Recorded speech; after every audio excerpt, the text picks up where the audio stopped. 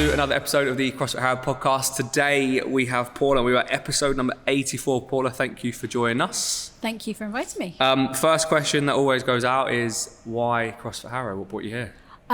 So I think CrossFit had always been around in, conversation with friends and stuff, and I knew people that did it. I was perhaps a bit intimidated by it and thought it was maybe a bit cliquey, and I'm going to use the word a bit cultish. Yeah.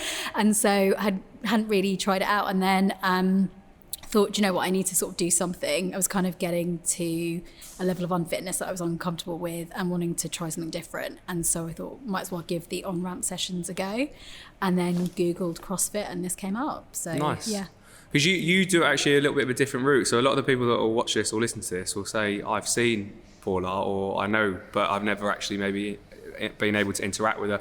So you went down a bit of a more personal route in terms of not necessarily going through the group class option, but looking to improve through your running, right? Yep. And you had some big wins with your runs. Your runs have massively... I think definitely I've seen the impact of doing sort of cross training on my running. It's definitely made me a lot fitter and sort of really helped with the running times. So, I think in the year that I've done CrossFit, I've improved my running times by sort of 4 or 5 minutes. Which is over a 5K. insane. Yeah, that's a lot of time.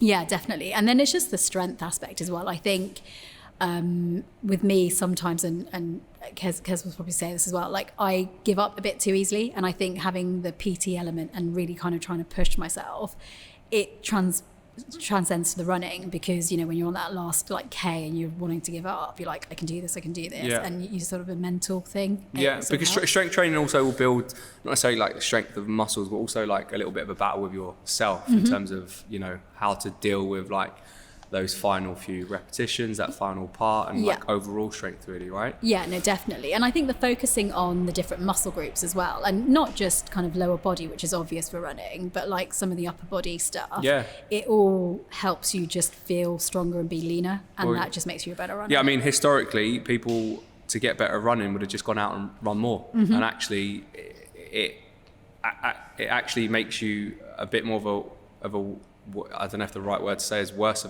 a runner, because there's a lot of imbalances that runners will have through glutes, through hamstrings and things like that. Yeah. That actually strength training or isolated movements no, definitely. do help. And I think running, as much as I do it, I think it was because of COVID and lockdown that I ended up doing it a lot more than I'd originally planned, because actually over the years I've had various running injuries and been told to actually try and do more cross training. So one of the things that I did a few years ago was actually learn how to swim properly, and did swim fit and all that sort of stuff. And that was great. But then again, because of COVID, I had to find other avenues.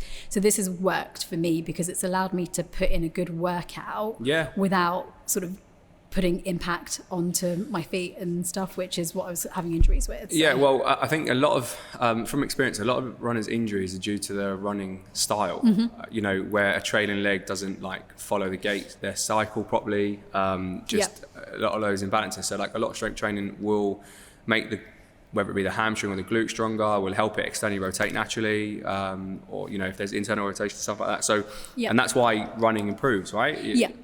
Definitely. So before kind of lockdown as such, what kind of got you into fitness? How did that start? I think I've always had an interest in fitness from a young age. So used to play sports and stuff when I was younger. So specifically netball, and then sort of lacrosse at school, and then football on and off.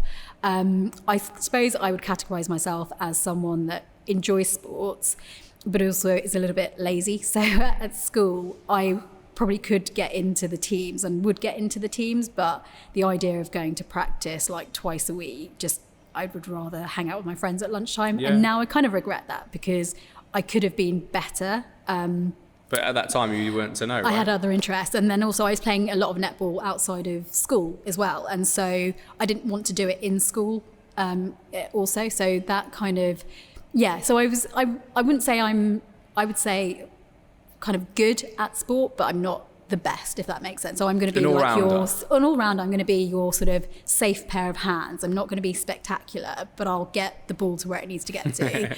And I think the other thing for me as well is I'm not particularly competitive. Like, I'm competitive against myself.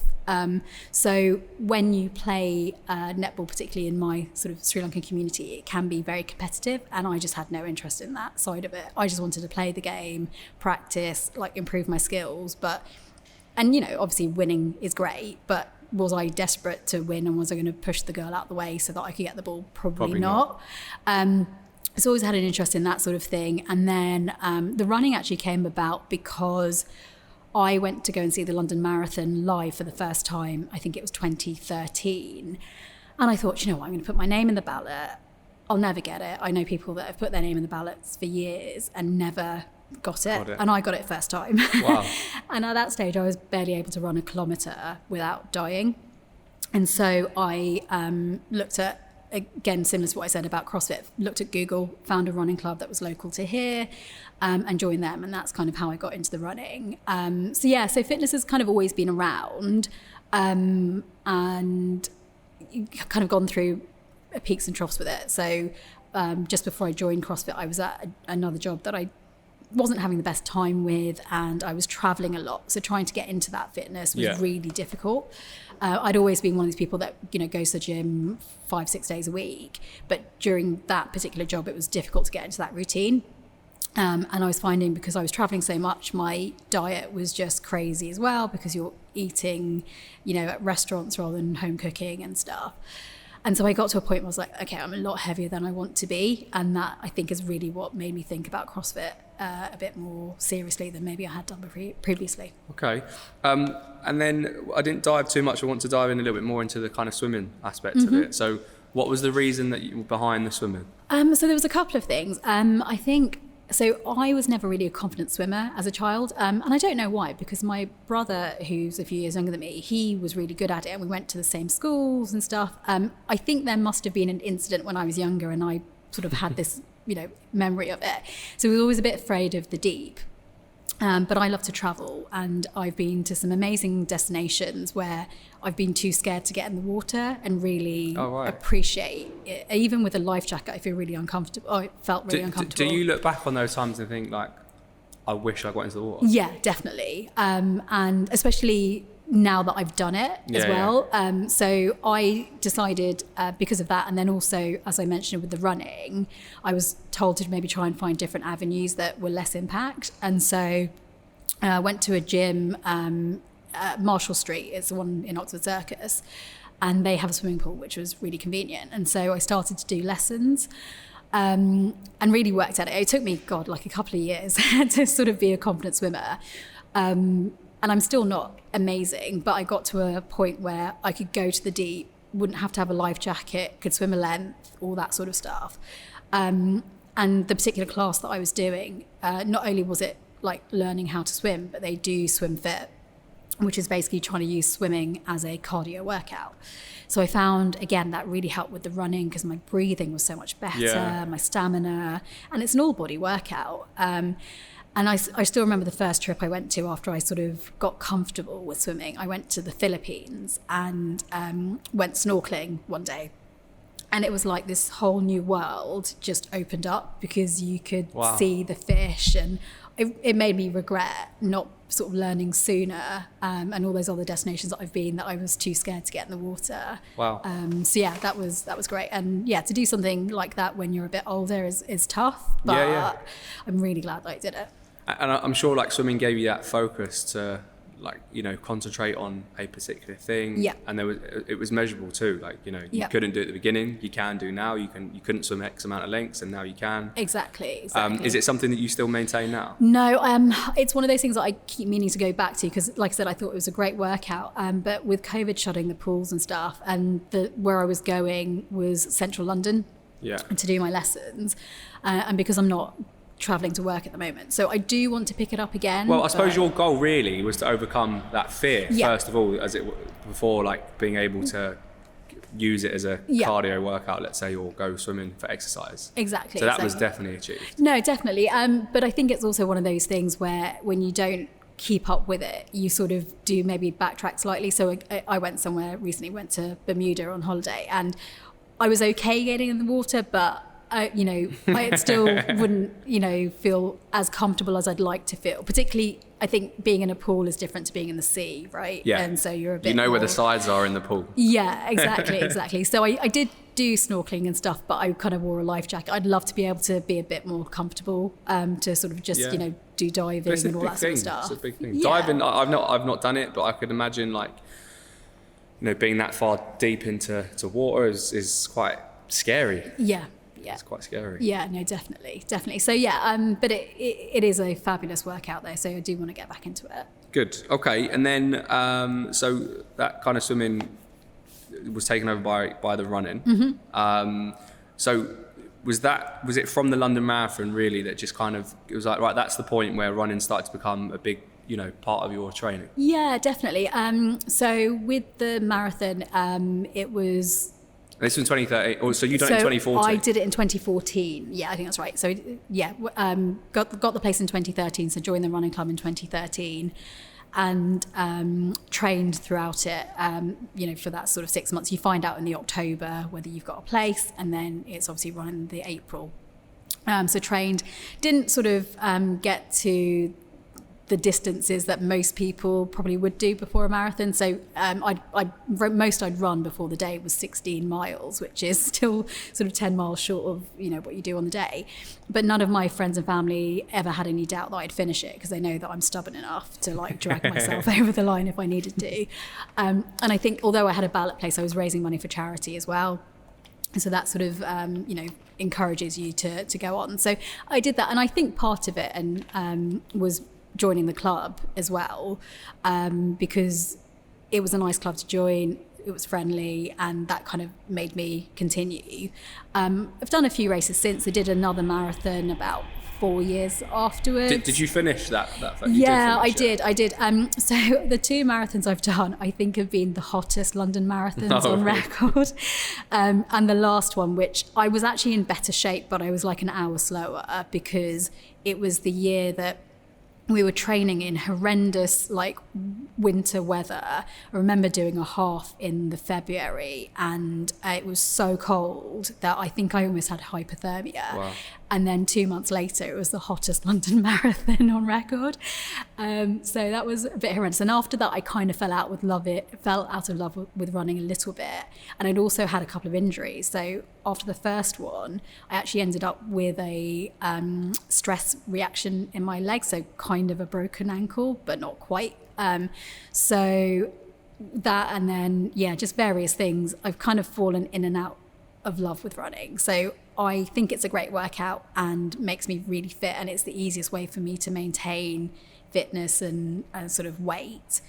But I find it hard. And so I'm not a natural runner. It's something I really have to work at. And so, I wish I was someone that could wake up every day and be like, right, I'm just going to knock out 10K, and that'll be... I wish that too. But I enjoy the challenge of it. I've never really been good at sort of sitting on my laurels and enjoying the things that I'm good at. I always want to push myself on the things that I know that I'm not good at. Yeah. So that's been kind of my running story. But I'm heavily involved with the club now as well. I tend to do my own thing with running. I don't tend to do the club events as much. And I think part of that has come from COVID. For me, running was an escape. And it was particularly at the beginning, the only chance you had to really leave the house for a significant amount of time. And I like to kind of think and, kind of have time to myself. And so it's become a real kind of mental thing as well. It sort of really helps with my mental health. So, yeah. What was the feeling? Can you describe the feeling of finishing your first marathon? I had visions of sprinting down the mile. that did not happen. So I didn't put myself under too much pressure. I just wanted to finish it, and if I could be under 5 hours, that would be great. But if I wasn't, it would be okay. So I did manage to do it under 5 hours.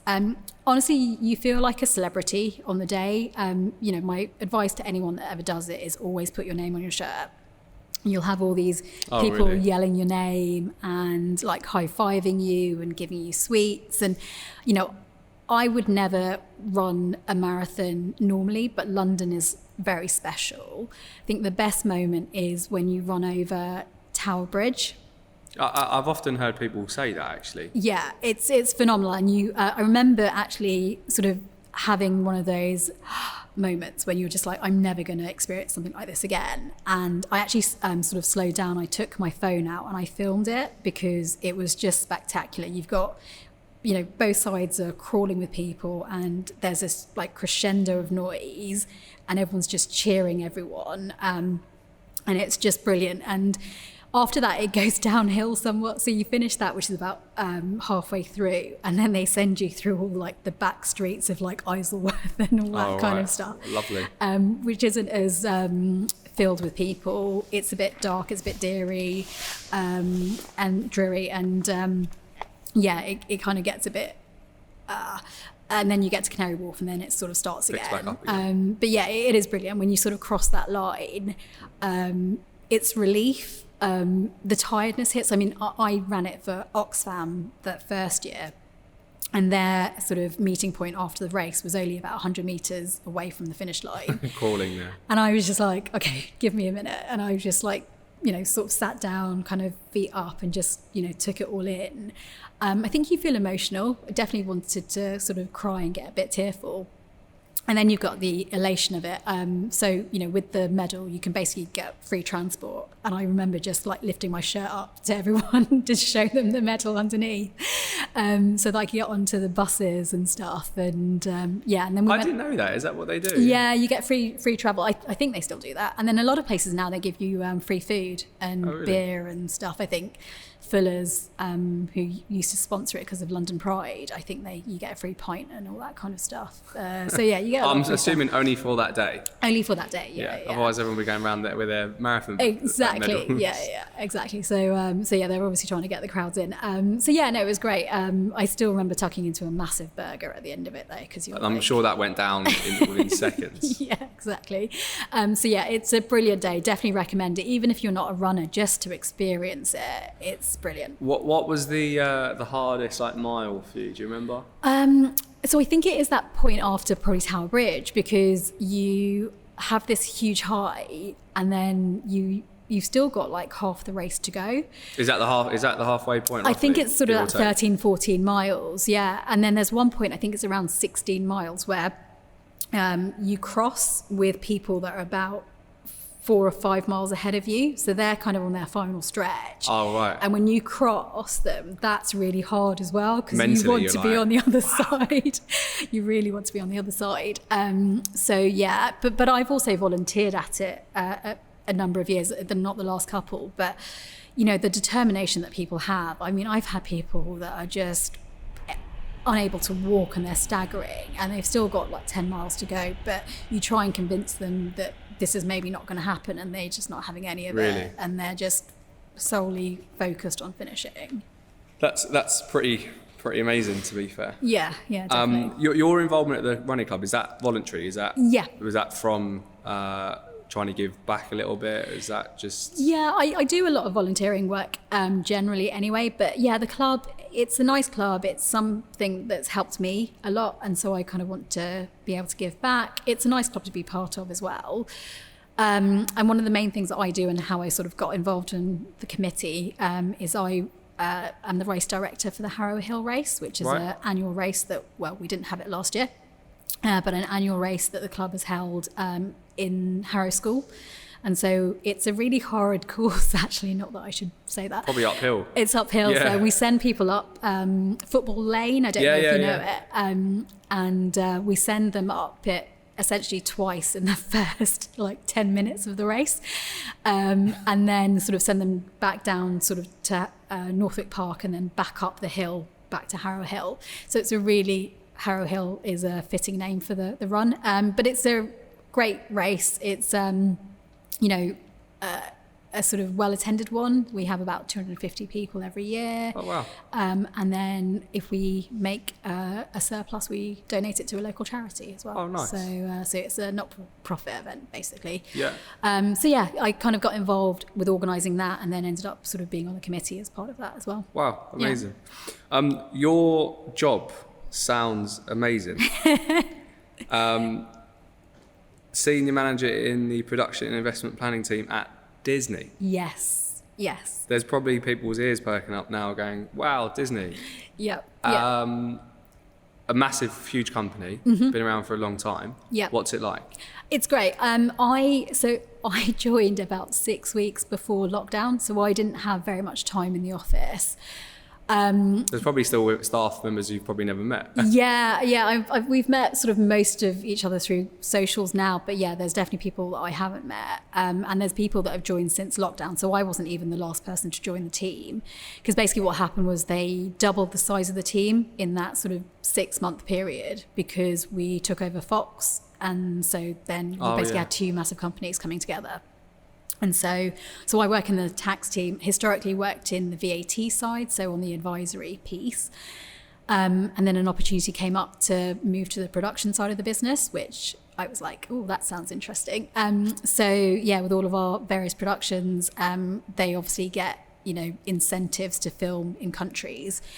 And so I help with analysing what those incentives are and trying to make sure that we maximise them. My main aim is to get my name in credits. I've been trying to do that for years. I previously worked at Warner's, and I never managed to get my name in credits. So what do you have to do? Is that so? You have to be part of the set production team. Yeah, to be honest, I think it's a goal that I may never meet because unless I'm doing anything, they might have a role for you. Unless I'm an extra or something. So I think we'll see how it goes. But yeah, that is my aim. So what would be like some of the incentives that they like? Is it, you said different countries? Yeah. So for example, in the UK, you get basically a tax break for filming. It's got to meet certain criteria. Yeah. And particularly in the UK, we've got what we call a cultural test. So it's got to be, British, it's got to be you're hiring British people, you're bringing something to the country, right? So you don't give money away for free. And these are all the things like we don't really know about, right? Yeah. So, no one ever really sits through the credits of a film so much anymore, unless now there's someone the end or someone you know is in the film. Someone you know is in the film, or there's that spoiler at the end that people now hang out for. So when you look at those, like right at the end, you will see where this production's been filmed, because you'll have the different logos of the local film companies or the local authorities, because they will likely have provided some sort of incentive to go to that country. Oh wow. Yeah. So I mean, you said that you were in a different job before lockdown, but is it always like investment and bank? Is that kind of the route? Is that what you've done? So historically VAT. So I started my career at one of the big 4 firms and kind of just fell into VAT advisory. So never done like the compliance and the numbers side of things. My brother teases me by calling me an accountant. I am not an accountant and don't have those qualifications. And then I just sort of spent a couple of years in America, actually. Oh, wow. Helping sort of American businesses that were coming into Europe, and actually probably wider than that as well. It was just one of these jobs where my background is actually, I did a law degree, and I didn't really want to go and study for another year and go to law school. So I decided to go into sort of tax advisory. Unbeknownst to me, I still had to do exams, which I hated. I hated having to do exams while you were working. That was a nightmare. That must be hard, actually. Yeah. And especially when, your job kind of depends on you passing. So I didn't really appreciate that. But working there gave me some great opportunities, like going to America was one of them. How long were you there for? I was there for 2 years. And it was a job...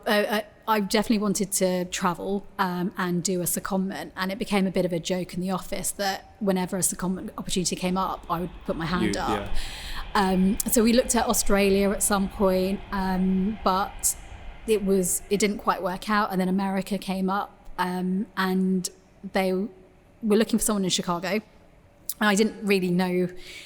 I'd never been to America, let alone Chicago at that point. And I was like, yeah, why not? And so all happened quite quickly. I think I started applying and going through the process in October, and I moved out in January, which Chicago is known for its winters, and moving to Chicago in winter. Did you move? You moved in the winter, yeah. Yeah. So it was great though. It was, I think when you're first there and you see proper snow and stuff, you are quite excited by it. I managed 3 winters. I'm not sure I could have managed another one because they are quite intense. But yeah, it was phenomenal. And then I came back and then decided to move in-house, and so moved to Warner Brothers for a couple of years, which was great as well. I think one of the perks had to be going to Harry Potter World as work to go and see what it was like. So that was quite exciting. And then seeing the sets that we have up there as well, because there's a lot of filming that goes up there.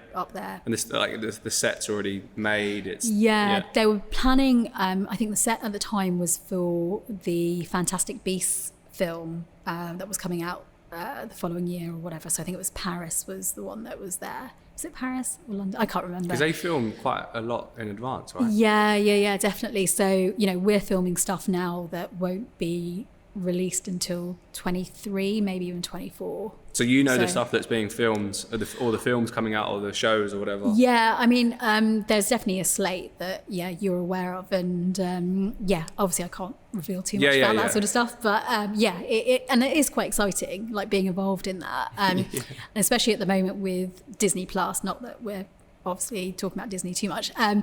There's so much content that's coming up, and it's really exciting to be part of it. It's kind of the new thing now is all these streaming sites, isn't it? So and as much as we've got a great historic library to keep people, you need to have constant new content. And I think we've gone from producing like a handful of stuff in Europe to now almost 100 series a year is kind of what the plan is. So there's a lot going on. So with regards to Disney, actually, so I grew up watching a lot of the Disney films. I don't know why the Little Mermaids came as the first one, Peter Pan, everything else. But do you think that kids now will still grow up watching those authentic, original Disney films? It's interesting to me that we've still got so much animation that goes on, because you would have thought, especially with this live action and everything, Lion King, even Little Mermaids being made into Lion King as well. And Little Mermaids being made into a live action as well at the moment. But there's still a lot of content that goes out that's animation. But the live stuff, do you not think that's too for adults to relive their childhood? I mean, I think there is an element of that, but I think it's dual purpose. If you take something like Toy Story, for example, Toy Story is Disney, right? It's Pixar, which is part of Disney, and Toy Story is very much children, but there's adult stuff in there. Some of the jokes in that you're like, oh, I'm not sure this is appropriate for kids. So I think there is dual purpose. I think kids still love the Disney stuff. I mean, within our family, whenever I say I work at Disney, and the little kids go crazy. So that stuff's never going to die out. There still are a few Disney stores out. So not as many, right? Yeah, so they're focusing much more on the online, and I think because of COVID, they've realised actually online is the way forward. Yeah. But we're still keeping the flagship store in Oxford Circus.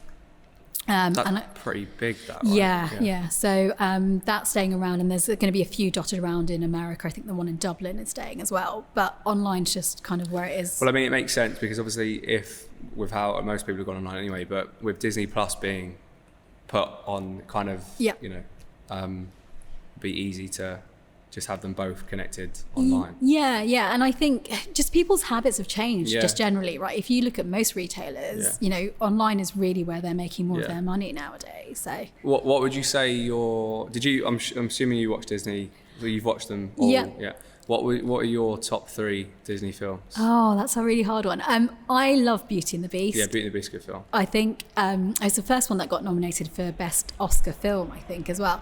Though I think with the Disney ones, where as you get older, you sort of question them, don't you? Because Beauty and the Beast is about like changing a man and all this sort of stuff, which it's kind of.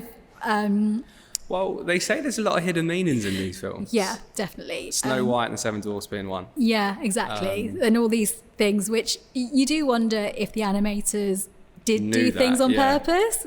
And sometimes there's too many coincidences to think that they Peter didn't. Pan as well. Yeah. Have you seen that thing that they show it's the Jungle Book and something. Oh, yes. And Winnie the Pooh. And they showed the scenes being repeated. But unless that was highlighted, you wouldn't it blew know. my mind. I was like, oh yeah, that makes complete sense. Yeah, no, definitely. So yeah, I think I've always liked Beauty and the Beast, Little Mermaid, and then I like the Toy Story films. I think 1 and 2 are great, and looking forward to the Buzz one coming out as well. Yeah. So Lion King for me has to be up there. Lion King. I think Lion King theatre show is one of the best shows.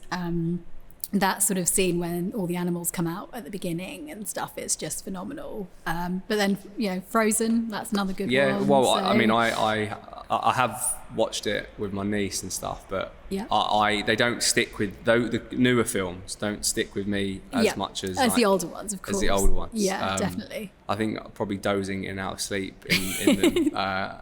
But Frozen probably isn't really aimed at someone like you either, right? Yeah. But there's a few more that I can't think of. But like I said, with the Fox acquisition, if you look at what's now on Disney Plus, you've got the Die Hard films are on there, right? Yeah. And it's essentially it's just another Netflix to some degree, right? Yeah. Or it's matching that market. Yeah. I think people could happily, remove their Sky subscription, have Netflix and have Disney Plus. Yeah. And Freeview. Yeah. And that's all the TV that they'd want to watch. And you do wonder kind of how the terrestrial channels are going to deal with that. Yeah. And I think there's some good stuff that's coming out from the BBC and ITV now. You take Killing Eve and stuff. So I think it is making them adapt, which is good. And I think that competition between all the different streaming services is great because you get some great shows. I do wonder if there's almost too much content though, and then therefore the quality kind of falls down. But I guess it's that whole thing of like everyone, what do you want to watch? And you go through the TV channels, like, what is it, analysis by paralysis? Like just so much on there. Yeah. It's like whatever. Like you end up watching this. Like for me, if I'm watching TV, I end up just putting Friends on because I know easy. that it's just easy. Yeah. You kind of guaranteed that it's going to be on at certain times. And definitely. And definitely those sorts of shows like Your Friends, Your Simpsons, like I hadn't quite appreciated how much people still love The Simpsons. And so when Simpsons was released on Disney Plus, I was like, why is this a big thing? And, it's one of the most watched things on there, I think, because people love that old content. Yeah. I would actually love to spend a whole weekend, if not a week, however long it would take, and rewatch all the Disney films. So I think you understand it in a different way as an adult. Yeah, too. No, definitely. But then you take the Marvel ones, for example, and I'll watch those films, but I'm not a huge sort of invested fan.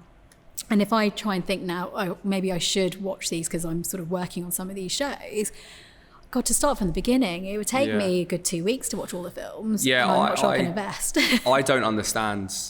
Because they all interlink in some way or form. And then you can watch them in different orders. You can watch them in release order, in the order that they took place.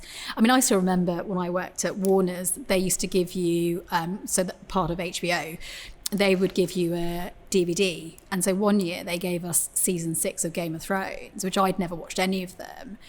And I was like, oh crap, I'm going to have to watch this now. And I remember borrowing the DVDs from work.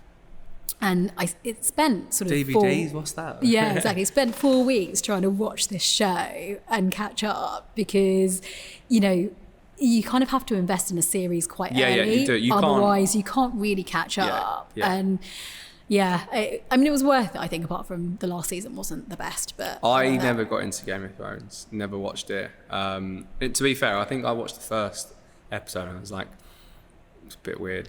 I'm not sure. Yeah, I never went through back, it. Yeah. I think for me, like things like Prison Break, it just keeps me wanting to watch. Yeah, definitely. That was a good series. Yeah. So the plans for you through work, are you wanting to continue, explore what Disney offers? And yeah, definitely. I think so. The job before Disney, I was only there for about a year. And like I said, it was just not what I'd kind of signed up to, and I found it really tough. So to now be in a company and a job that I enjoy, I definitely see it as a longer term kind of commitment. I've kind of got a bit of a reputation of jumping ship and swapping jobs, which I think is a bit harsh because I spent like 8 years in my first one and then 5 years in my next one. I think they say 2 to 3 years is acceptable. Yeah, and I think it's a generational thing as well because, you know, I don't know what your parents were like, but my parents, you know, grew up in a generation where you'd have 1, maybe 2 jobs your entire life. So whenever I tell them I'm changing jobs, they have a mini heart attack and a bit concerned. So I think it is the norm, but you know, Disney's a great company to work for now. I think, you know, hopefully in the future when we have a family, then it's a great company for that, you know, just getting discounts to go to the parks. That's the only reason we'll work at Disney. And you've been to quite a lot of places in the world, right? You've got a big list of places. What has been your favourite adventures? So I think it's hard to sort of decide what your favourite country or experience is. I really liked Bhutan. Bhutan was phenomenal. Well, where? I don't it's know. It's near Nepal. It's kind of on the Himalayas. You can kind of see the Himalayas, you know, from various points. And it's a country that has this concept of a happiness index. Right. So they measure the prosperity of the country by essentially how happy its population is kind of the idea behind it. So it's just a beautiful country. Do you know how they measure that? I don't know. It's just this concept of a happiness index. Are you happy? Yes, right. That goes tick. And to be fair, I think it's probably the sort of country that if you weren't happy, I'm not sure you would necessarily say you weren't happy. It's not like a dictatorship, but you know, it's not kind of. I don't think people are used to complaining in the same way that maybe in other countries they are. But it's very full of nature. So you've got the Himalayas kind of on one side, there's loads of mountains. Was there for a festival. And so you got to see kind of all these colourful uniforms and dancing and stuff. So that was amazing. I also really liked Cuba. I thought Cuba was phenomenal. I'd love to go to Cuba. Yeah, it definitely recommend it, especially before it sort of opens up too much. It's already opened quite a bit. But yeah, that was an amazing country. And again, because of, I'm not saying Castro and stuff were brilliant leaders, but the concepts of what they wanted Cuba to be with the socialism and, you know, strong emphasis on volunteering and giving back to your community, like all of those are concepts that, you know, I think we should be doing more as well. Well, you volunteering for the running club, it's like it lives with you, doesn't it? Yeah, no, definitely. And it makes, you know, for me, volunteering is a huge thing. Like the reason I came a bit later today is I volunteer at a pharmacy to help with the COVID vaccines because, again, going back to mental health and stuff, like for me to be able to get through the last 18 months, I really had to refocus what was important to me and then also think about what it is that I can do to make things better. And, you know, great respect to the frontline workers, and I'm not even, you know, doing a tenth of what they're doing, but for me it was really important to do something. I think it's a massive step, like, you know, over the last 12, even a little bit longer, I've thought about the whole thing of like helping people more, and funny enough, the other day I was driving back home from here and I could see 2 guys pushing a car that were really, really struggling, and I thought, well look, they need help, like I'm gonna help them.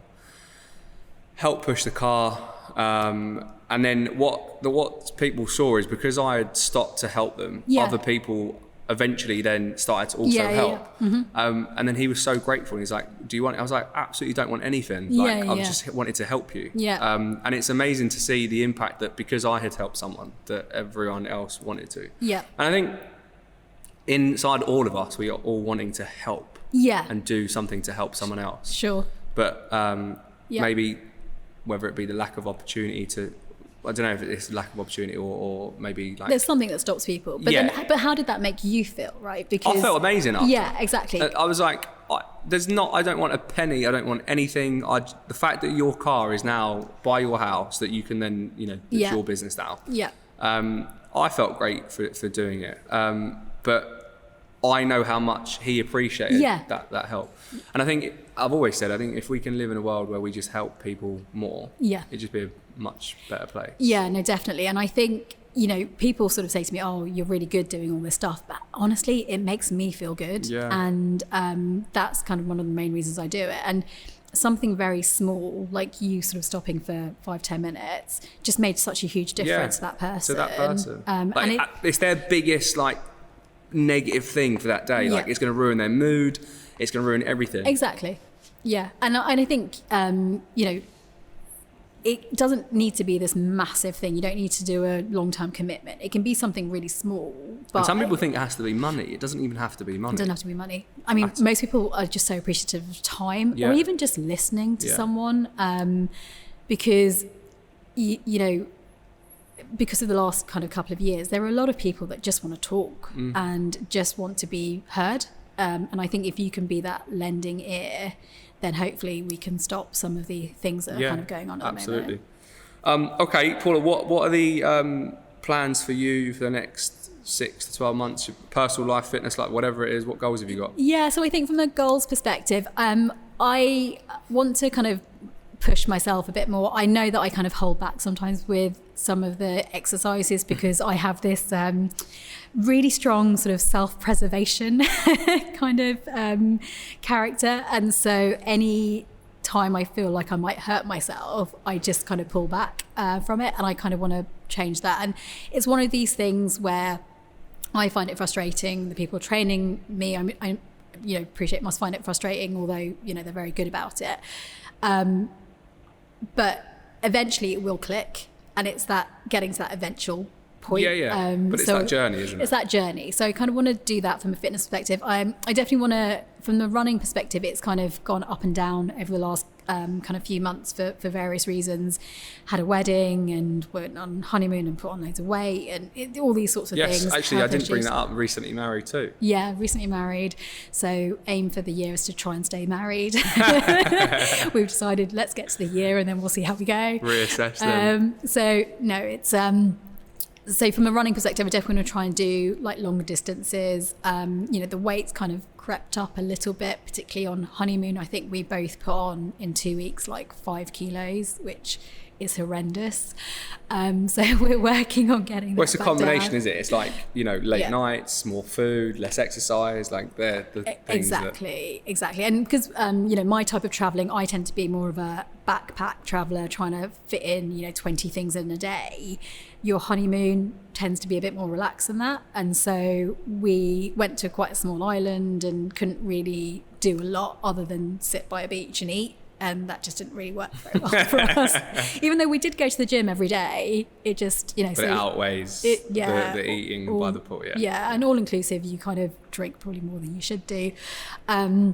So I think those are kind of the main things. I definitely want to travel more. I've been trying to catch up from the last kind of 18 months of not being able to do stuff. So that's a big focus as well. But yeah, just I think to just be a bit more kind of content and happy and not try and run around like a mad woman, which is what I think I was doing before. Like I was one of these people that was out 3 or 4 nights of the week doing this, that and the other and having a great time, but not really being present at home and creating that kind of home environment and the cooking at home and stuff like that.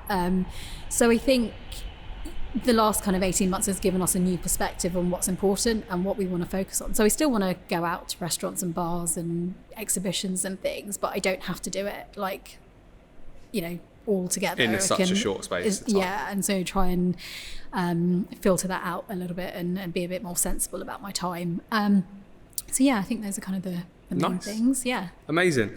Paula, we've run out of time for today.